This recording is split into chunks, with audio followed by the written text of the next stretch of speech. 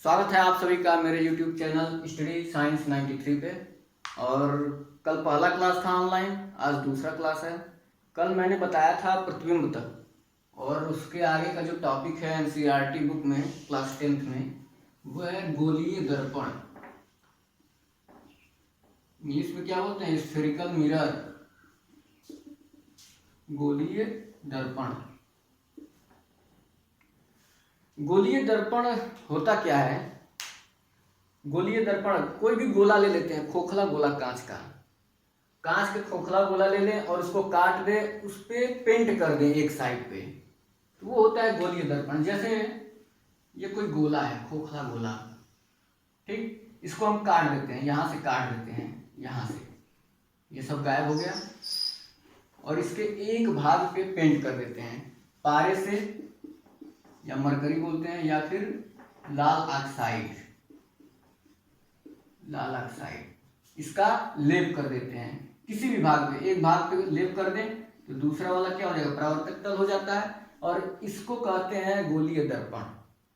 अगर परिभाषा पूछे तो क्या बोलेंगे कि खोखले गोले का कटा हुआ भाग जिसका एक साइड जो है वो पारे से या फिर लाल ऑक्साइड से कलई किया गया हो, वो होता है गोलीय दर्पण।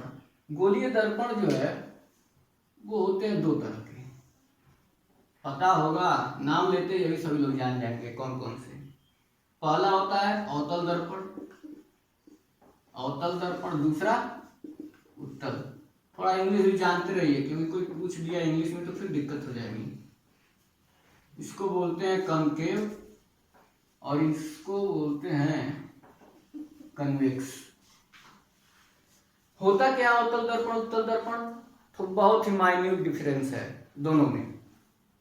पहला के जो माइन्यूट डिफरेंस है वो देख लीजिए। केवल देखना है कलई किस ओर किया गया है दर्पण में। जैसे ये कोई खोखले गोले का कांच का खोखला गोला कटा हुआ है, एक इस तरह से है और एक इस तरह से है, ठीक, दो तरह के गोले। अगर धंसा हुआ भाग जो है वो कलई है, उभरे हुए भाग पे परावर्तन हो रहा है, मतलब ये जो उभरा हुआ भाग है ये परावर्तक तल है। कौन सा? उभरा हुआ भाग अगर परावर्तक तल है तो इसको क्या बोलेंगे? ये है उत्तल दर्पण।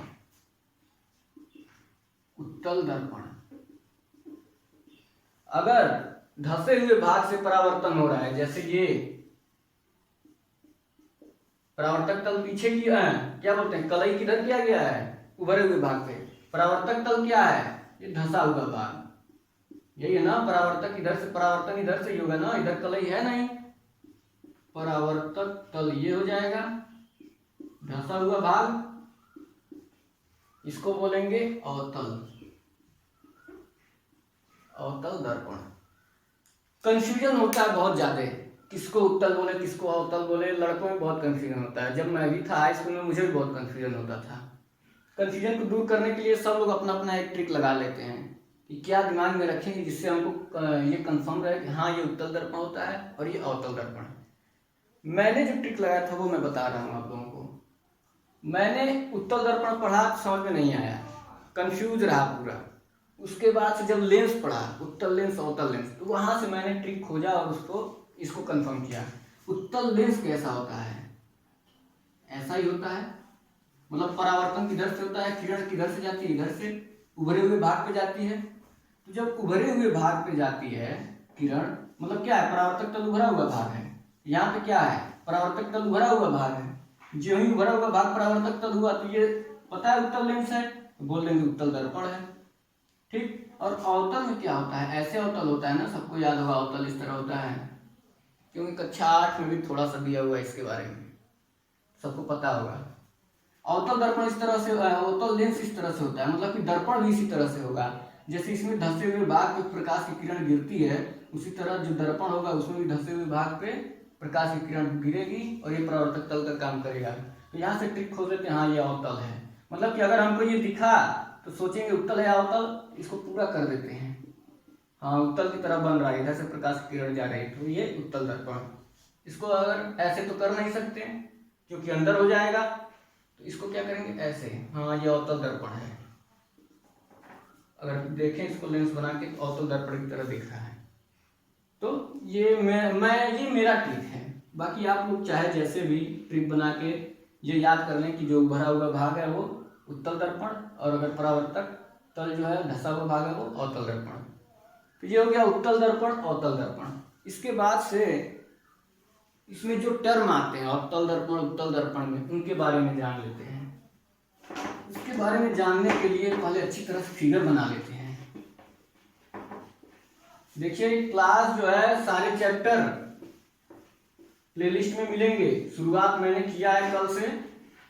ऑनलाइन थोड़ा सा डिफरेंस तो होता है पढ़ाने में, 1-2 दिन ही, फिर तो मैं सेट हो जाऊंगा। 1-2 दिन में सेट हो गया तो फिर पुरानी तरह से पढ़ाना शुरू, चाहे ऑनलाइन क्लास हो या ऑफलाइन क्लास हो, कोई फर्क नहीं पड़ता। फिगर बना लेते हैं, और जितने लोग पढ़ रहे हैं, जो भी देख रहे हैं वीडियो, वो इसको शेयर भी करते रहे अपने दोस्तों से, ताकि जितने लोग घर पे बैठे हुए हैं पढ़ते भी रहें, लॉकडाउन का मजा भी लेते रहें। एक दर्पण ये बना लेते हैं, दोनों दर्पण बना लेते हैं, दोनों में क्या क्या टर्म आते हैं वो सब देख लेते हैं।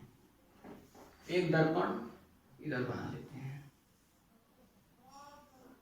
मेरा कला थोड़ा खराब है, कला में हाई स्कूल में 60 नंबर मिला था, वो भी कैसे, वो मुझे भी नहीं पता। ये 2 दर्पण हो गया। अब कोई पूछे कौन सा उत्तल है कौन सा अवतल, कैसे बताएंगे? मुझे तो कंफर्म हो गया, ये इधर से आ रहा है प्रकाश की किरण, मतलब कि ऐसे होगा, ऐसे होगा। ये अवतल दर्पण लग रहा है, लिख लो, अवतल दर्पण लग रहा है ना। इसको साफ करते हैं। ये इधर से हो रहा है, ऐसे मिला दे, मतलब ये उत्तल दर्पण लग रहा है, उत्तल दर्पण ये लग रहा है। अब इसमें क्या क्या टर्म आते हैं वो देख लिया जाता है। एनसीईआरटी में देखते हैं क्या क्या टर्म दिया हुआ है, उस हिसाब से बताते हैं। पहला दिया है गोलीय दर्पण से, पहला जो परिभाषा है वो दिया है वक्रता केंद्र। वक्रता केंद्र क्या होता है? कोई भी दर्पण है, उत्तल हो या अवतल हो, उसका वक्रता केंद्र क्या होता है? इंग्लिश में बोलते हैं सेंटर ऑफ कर्वेचर। वक्रता केंद्र सी से डिनोट करते हैं, सी से, सेंटर ऑफ कर्वेचर। जो इंग्लिश मीडियम के लड़के हैं वो भी समझने के लिए तो यूज कर ही सकते हैं ये वीडियो। हिंदी मीडियम के लिए तो खैर वीडियो स्पेशली है, गांव में जो लोग रह रहे हैं या फिर हिंदी मीडियम से जो भी पढ़ते हैं, और इंग्लिश मीडियम वालों के लिए भी काफी लाभदायक है ये। सेंटर ऑफ कर्वेचर क्या होता है? वक्रता केंद्र, बहुत ही आसान। वक्रता केंद्र, केंद्र आ रहा है, वक्रता, वक्र जो है इसका केंद्र, मतलब अगर देखा जाए तो जो ये कटा हुआ भाग है, जिस गोले से कटा है उस गोले का जो केंद्र होगा वही वक्रता केंद्र होगा। ये कटा हुआ भाग है, किस गोले से कटा होगा, कैसे पता करें? इसको पूरा कर दिया जाए, गोला बना दिया जाए, बना दे गोला, इसको गोला बना देते हैं। इसी गोले से कटा हुआ ये भाग है, इतना, इसी गोले से कटा होगा, और इस गोले का केंद्र क्या होगा? यहीं कहीं होगा केंद्र। तो ये जो केंद्र है इस गोले का, वही इस दर्पण का वक्रता केंद्र होगा, इसे सी से डिनोट करेंगे, ठीक। अब वो जो दर्पण है उत्तल दर्पण, उसमें क्या होगा? उसमें भी यही चीज होगा ना। इसमें वक्रता केंद्र कहाँ होगा? इसको पूरा मिला दिया जाए, गोला बना दिया जाए, और इस गोले का जो केंद्र होगा वही वक्रता केंद्र होगा। तो इसका भी वक्रता केंद्र यहीं कहीं होगा, जिसे सी से डिनोट करेंगे। तो जिस गोले से कटा होता है ये, उसी गोले का जो केंद्र होता है वही वक्रता केंद्र कहलाता है, पहला चीज। दूसरा दिया हुआ है एनसीईआरटी में, वक्रता त्रिज्या क्या होता है? वक्रता त्रिज्या ये ना, हाँ, वे भी आसान है। जैसे केंद्र हो गया, गोले का जो केंद्र था, वक्रता त्रिज्या मतलब जिस गोले से कटा हुआ है उस गोले की त्रिज्या, वही वक्रता त्रिज्या। अब इस गोले से कटा हुआ था तो ये केंद्र है, और यहाँ से ये परिधि है, मिला दिया गया, हो गया वक्रता त्रिज्या, हो गया वक्रता त्रिज्या। इसी गोला जो है, ये गोला, इसका त्रिज्या यही है ना, वक्रता केंद्र, और ये परिधि, ये हो गया वक्रता त्रिज्या। वक्रता त्रिज्या हो गया CP, यही लिखते चलते हैं। वक्रता त्रिज्या क्या है? CP। CP हो गया वक्रता त्रिज्या। इसमें भी वही होगा, ये जिस गोले से, ये गोला है कटा हुआ, ये यहां से लेकर के यहां तक इस गोले की त्रिज्या हो गई CP, यही वक्रता त्रिज्या कहलाई। चाहे उत्तल हो चाहे अवतल हो, वक्रता त्रिज्या वही है। अगला जो टर्म दिया है NCERT की बुक में, ध्रुव। ध्रुव क्या होता है? जो परावर्तक तल है, कहाँ से कहाँ तक है, यहाँ से लेकर के यहाँ तक, इसको नाम दे देते हैं M1 M2, M1 M2, यही परावर्तक तल है। या फिर बोल सकते हैं कि जो दर्पण का द्वारक, ये द्वारक भी द्वार है, इतना बड़ा द्वार है, इसके अंदर से कहीं से प्रकाश की किरण प्रवेश कर सकती है, ठीक। या फिर परावर्तक तल है, परावर्तक तल। ये जो परावर्तक तल है, इसका जो केंद्र होता है, केंद्र यही, मान लो इतना बड़ा है, इसका केंद्र क्या होगा? इसके बीच में ही कहीं होगा। ये जो केंद्र होता है इसी को बोलते हैं ध्रुव, ध्रुव बोलते हैं। P से डिनोट किया जाता है ध्रुव। इसके बाद से अगला जो दिया हुआ है टर्म, मुख्य अक्ष दिया हुआ है। मुख्य अक्ष, मुख्य अक्ष क्या होता है? जो ध्रुव और वक्रता केंद्र से होती हुई जो रेखा जाती है, ध्रुव से और वक्रता केंद्र की ओर जो रेखा जा रही है, यही रेखा, यही जो रेखा है, ये पूरा, ये क्या कहलाता है? ये कहलाता है आपका मुख्य अक्ष। मुख्य अक्ष पूरा CP जो रेखा है, रेखा CP, ये क्या है? मुख्य अक्ष है। यही हो गया मुख्य अक्ष। इसमें भी क्या होगा? मुख्य अक्ष। जो ध्रुव और वक्रता केंद्र से जाती हुई रेखा है, यही हो गया मुख्य अक्ष। इसके बाद से अगला टर्म क्या है? बहुत आसान है सारे टर्म। दर्पण का द्वारक बता चुका हूं मैं, एपर्चर ऑफ मिरर। दर्पण का द्वारक, एपर्चर, जितना बड़ा है परावर्तक तल, जहां से भी प्रकाश जा सकता है। यहां से नहीं प्रकाश जाएगा, दर्पण यहीं तक है, द्वार कहाँ तक है? यहीं तक है, तो इसी को बोलेंगे दर्पण का द्वारक। तो द्वारक क्या होता है? M1 द्वारक, M1 M2, यही द्वारक हो गया, उसका भी M1 M2, ये हो गया दर्पण का द्वारक। अगला क्या दिया हुआ है? मुख्य फोकस। मुख्य फोकस क्या होता है? अगर प्रकाश की किरण, कोई प्रकाश की किरण दर्पण पे पड़ रही है, पड़ती कैसे है? प्रकाश की किरण है समांतर अगर चल रही है, मुख्य अक्ष के समांतर, यदि कोई प्रकाश की किरण, ये मुख्य अक्ष है और इसके समांतर चल रही है, और परावर्तन के बाद जिस बिंदु से होकर के जाती है, इस तरह से जिस बिंदु से होकर के गुजरती है मुख्य अक्ष पे, वही उसका कहलाता है मुख्य फोकस। वही क्या कहलाएगा? मुख्य फोकस। क्या है? मुख्य अक्ष के समांतर जाने वाली प्रकाश की किरण परावर्तन के बाद जिस बिंदु से होकर के जाएगी, मुख्य अक्ष के जिस बिंदु से भी होकर के जाएगी, उसको कहते हैं फोकस, या फिर मुख्य फोकस। यह से डिनोट करते हैं इसको। इसमें क्या होगा? इसमें प्रकाश की किरण किधर से आएगी? इधर से नहीं आएगी। यहाँ तो कलई किया हुआ है, शीशा देखते हैं तो पीछे से देखते हैं, जिधर कलई किया रहता है नहीं, जिधर वो चिकना तल होता है उधर से देखते हैं। शीशा किधर से देखेंगे? इधर से। ये मान लो मुख्य अक्ष है ना, ये तो यहाँ से जाती है। अब मुख्य अक्ष के समांतर कोई प्रकाश की किरण जा रही है, ये मान लो प्रकाश की किरण गई, ठीक। अब इसका परावर्तन होगा, परावर्तन होगा तो ये मुख्य अक्ष के किसी बिंदु को काटती हुई प्रतीत होती है। जैसे परावर्तन होगा तो किधर जाएगा? इधर चला जाएगा। जब ये परावर्तन के नियम में मैं बताऊंगा, इसकी टेंशन मत लीजिए। जब ये यहां से परावर्तन हुआ, जब ये दर्पण के किसी बिंदु पे टकराया और परावर्तन हुआ, तो ये ऐसा लगेगा किसी मुख्य अक्ष के किसी बिंदु को काटती हुई जा रही है पीछे की ओर। काट तो नहीं रही है, पीछे की ओर तो जाएगा ही नहीं किरण, जाएगा तो इधर ही, टकराने के बाद किरण तो इधर ही जाएगी, पीछे तो जाएगी नहीं, पीछे तो कलई है। लेकिन ऐसा लगता है कि हाँ पीछे की ओर जा रही है, और जिस बिंदु पे काटती हुई प्रतीत होती है उसी को कहते हैं मुख्य फोकस। अच्छा, एक चीज और, कल मैंने वीडियो में बताया था आभासी और वास्तविक। एक आभासी प्रतिबिंब बताया था और एक वास्तविक। उसमें बताया था कि यदि दर्पण है तो कैसे पहचानेंगे कि ये आभासी प्रतिबिंब है और ये वास्तविक। तो मैंने बताया था कि अगर दर्पण की ओर बन रहा है कोई भी प्रतिबिंब तो वो वास्तविक होगा, सॉलिड लाइन से होगा। ये देखो दर्पण की ओर है तो फोकस को भी हम बोल सकते हैं कि ये वास्तविक फोकस है ना, दर्पण की ओर है वास्तविक फोकस, क्योंकि ये काट रही है, ऐसा नहीं प्रतीत नहीं हो रही है बल्कि रियल में वास्तव में ये काट रही है मुख्य अक्ष पे, इसलिए क्या है वास्तविक फोकस। और यहाँ पे क्या है, ये रियल में काट नहीं रही है, जा तो रही है इधर, लेकिन ऐसा हमको प्रतीत हो रहा है यहाँ से देखने पे ये इस पे कहीं काट रही है। मतलब क्या है, प्रतीत हो रहा है, वास्तव में नहीं काट रही, मतलब ये आभासी फोकस है। मैंने वहां पे भी बताया था यदि दर्पण के पीछे बन रहा है प्रतिबिंब तो वो आभासी है, दर्पण की ओर बन रहा है तो वो वास्तविक है। वही चीज यहाँ पे भी है, तो ये मत भूलिएगा आभासी क्या होता है और वास्तविक क्या होता है। तो ये हो गया फोकस, मुख्य अक्ष के समांतर चलने के बाद परावर्तन के बाद जिस बिंदु पे काटती है मुख्य अक्ष के, उसी को कहते हैं फोकस।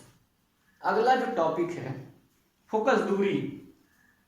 फोकस दूरी भी आसान है, ये क्या है, ध्रुव है, ध्रुव से और फोकस के बीच की जो दूरी होती है यही ना फोकस दूरी होगी।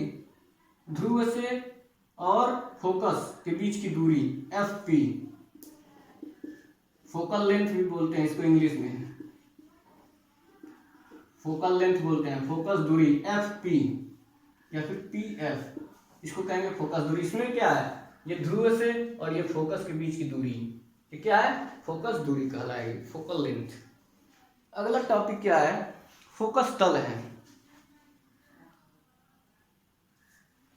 वह तल जो मुख्य फोकस से होकर के जाए और इसके लंबवत हो।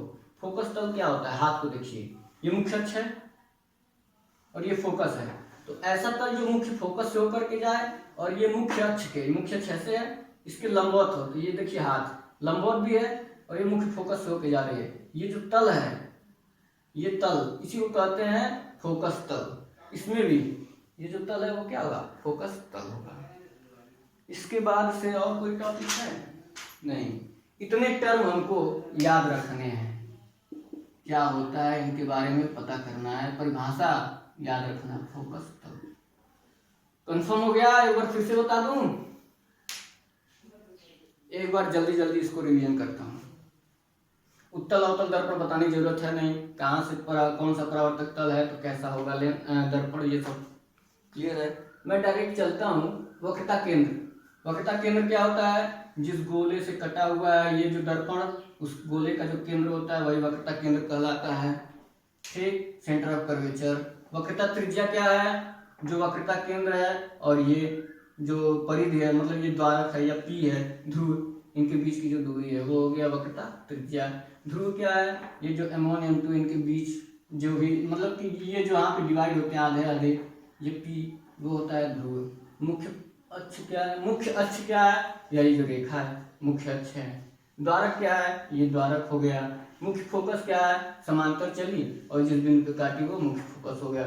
फोकस दूरी क्या है, यहाँ से यहाँ तक की दूरी फोकस दूरी। फोकस तल, फोकस तल इसके लंबवत और ये जो तल है ये फोकस तल हो गया। बस इतने ही टर्म हैं। कठिन है, मुझे तो नहीं लगता कठिन है। इसके बाद से और आसान है, थोड़ा वीडियो लंबा हो रहा है लेकिन मुझे नहीं लगता बोरिंग होगा अगर ध्यान से पढ़ा जाए तो, और नहीं पढ़ना है तो फिर अलग बात है। कल तो पहला वीडियो था, मैंने देखा उतना ज़्यादा कॉन्फिडेंस नहीं अंदर था, लेकिन फिर भी ठीक ठाक था। तो ऑफलाइन ऑनलाइन में अंतर तो आ ही जाता है, और खासकर एक दो दिन तो आएगा ही आएगा। एक छोटा सा टॉपिक और है, मैं खत्म कर देता हूँ, बस एक लाइन का है क्या, हाँ, दर्पण की वक्रता त्रिज्या और फोकस दूरी में संबंध। जो वक्रता त्रिज्या आर है ना, वक्रता त्रिज्या, और फोकस दूरी एफ, फोकस दूरी को एफ से डिनोट करते हैं, याद रखिएगा। फोकस दूरी, फोकल लेंथ जो बोलते हैं। वक्रता त्रिज्या रेडियस ऑफ कर्वेचर, वक्रता त्रिज्या रेडियस ऑफ कर्वेचर बोलते हैं। ये क्या है? फोकल लेंथ है। इन दोनों में रिलेशन क्या होता है? जो पहले पुरानी बुक आती थी एनसीईआरटी छोड़ के, उसमें इसका प्रूफ भी दिया हुआ है, कैसे क्या रिलेशन होता है उसको प्रूफ करना होता था। लेकिन जो आगे इस बार जो एनसीईआरटी की बुक आई है, इसमें बस रिलेशन दिया है और इसका यूज जो है न्यूमेरिकल लगाने में ही है, और कहीं तो नहीं यूज है मेरे ख्याल से। न्यूमेरिकल लगाने में यूज हुआ, तो देख लीजिए क्या होता है रिलेशन। रिलेशन बस एक लाइन का डायरेक्ट मैं लिखता हूं, F बराबर R/2। बस यही छोटा सा रिलेशन है। मतलब जो फोकस दूरी है किसी भी दर्पण की फोकस दूरी, वो वक्रता त्रिज्या की आधी होती है। फोकस दूरी वक्रता त्रिज्या की आधी होती है। बस इतना ही, यही रिलेशन है, इतना ही याद रखिए, बाकी कुछ याद करने की जरूरत ही नहीं है। ये आंकिक प्रश्न में आएगा यूज, बस उतना ही, और कहीं तो यूज आने वाला नहीं है।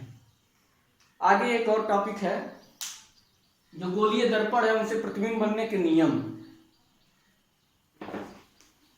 गोलीय दर्पण से प्रतिबिंब बनने के नियम, law of making image form by spherical mirror.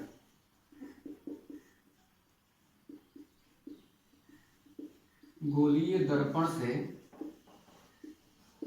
प्रतिबिंब के बारे में तो मैंने बता ही दिया है। अब कैसे बनता है प्रतिबिंब दर्पण से, वो बताना है। नियम 3 होते हैं। गोलीय दर्पण से प्रतिबिंब बनने के 3 नियम होते हैं, याद रखिएगा, जिसमें से किसी दो नियम का यूज किया जाता है, तीसरे नियम को छोड़ दिया जाता है। मतलब कि कोई भी प्रतिबिंब बनाने में 2 नियम का यूज होता है। इन तीनों नियमों में से 2 नियम का। नियम क्या है? पहला नियम बहुत आसान है, रटा रटाया चीज है, रट भी लोगे तुम लोग, बस इतना तो हमें पता है। पहला नियम ये है, कोई दर्पण है, मान लो दर्पण बना लेते हैं पहले। आप लोग बताइए कौन सा दर्पण है जो बाहर की ओर कलई कर रहा हूं मैं? ये अंदर और कलई। बना लेते हैं सब। इसका तो ये इसका क्या है, जो सेंटर ऑफ कर्वेचर है या फिर रेडियस ऑफ कर्वेचर या फोकस, ये सब इधर होगा। इसका क्या होगा, गोला इधर है तो सब इधर चला जाएगा। अब देखते हैं पहला नियम क्या कहता है। पहला नियम कह रहा है कि दर्पण की मुख्य अक्ष से, पहले तो फोकस और सी, मान लो यहाँ कहीं सी है, यहाँ कहीं एफ है, यहाँ पी है। क्या है? ये ध्रुव हो गया एमोनियम 2 का, ये क्या है, एफ हो गया, ये सी हो गया। इसका कहाँ होगा ये भी लिख लेते हैं, बताने से काम नहीं चलने वाला है। फोकस कहाँ होगा? इधर कहीं होगा फोकस। ये क्या है, ध्रुव है, और इस गोला इधर है तो सी भी इधर कहीं होगा, सी। और एफ कहाँ होगा? एफ भी इधर ही होगा, बताया था मैंने। अब देखते हैं, पहले नियम में कह रहा है कि मुख्य अक्ष के समांतर चलने वाली प्रकाश की किरण परावर्तन के बाद मुख्य फोकस से होकर के जाती है। पहला नियम, मुख्य अक्ष ये है, इसके समांतर चलने वाली प्रकाश की किरण, मान लो ये प्रकाश की किरण चली, समांतर है इसके, एकदम नहीं है, हाथ से कितना समांतर कोई बनाएगा। मान लीजिए समांतर है, परावर्तन के बाद, यही है ना तल परावर्तक तल। कौन सा दर्पण है ये? कौन सा? अवतल है, ये उत्तल है, अवतल, और ये उत्तल। मुख्य अक्ष के समांतर चलने वाले प्रकाश की किरण परावर्तन के बाद मुख्य फोकस से होकर के जाएगी। फोकस कहाँ है? यहाँ है। परावर्तन के बाद कहाँ से होकर जाएगी? मुख्य फोकस से होकर जाएगी, यहाँ से चली गई। ये है पहला नियम। इसमें भी कर लेते हैं, प्रकाश की किरण इधर तो रखेंगे नहीं, रखेंगे इधर ही, तल तो इधर है ना परावर्तक वाला। मान लो यहाँ कोई वस्तु है इतनी बड़ी, मुख्य अक्ष के समांतर चल रही है प्रकाश की किरण, परावर्तन के बाद मुख्य फोकस से होकर के जाएगी या जाती हुई प्रतीत होगी। अब ये कैसे जाएगी? मुख्य फोकस से इधर तो जाएगी नहीं, परावर्तन के बाद इधर ही जाएगी, लेकिन इस तरह से जाएगी कि लगेगा कि फोकस से होके जा रही है, मतलब ऐसे जाएगी, परावर्तन के बाद ऐसे, ये किरण आई और ये किरण चली गई, और ऊपर से देखने पे लगेगा कि हाँ ये मुख्य फोकस से होकर के जा रही है, ऐसा प्रतीत होगा। ये पहला नियम। क्लियर है? पहला नियम, मुख्य अक्ष के समांतर चलने में प्रकाश की किरणें परावर्तन के बाद मुख्य फोकस से होकर जाती है, मुख्य फोकस से जाती हुई प्रतीत होती है। दूसरा नियम क्या है कि मुख्य फोकस से होकर के जाने वाली प्रकाश की किरण इसी का उल्टा। साफ कर दें दूसरे नियम के लिए।